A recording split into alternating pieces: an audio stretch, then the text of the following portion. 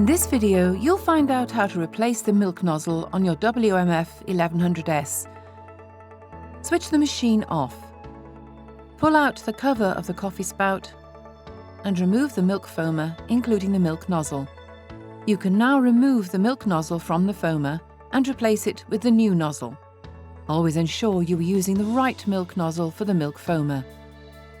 For the best beverage quality, use the orange nozzle for chilled milk to maximum 10 degrees Celsius. The green nozzle for unchilled milk from 16 to maximum 22 degrees Celsius. Reposition the milk foamer with the new nozzle, and then reattach the cover with the coffee spout. Your WMF 1100S will now produce perfect milk foam.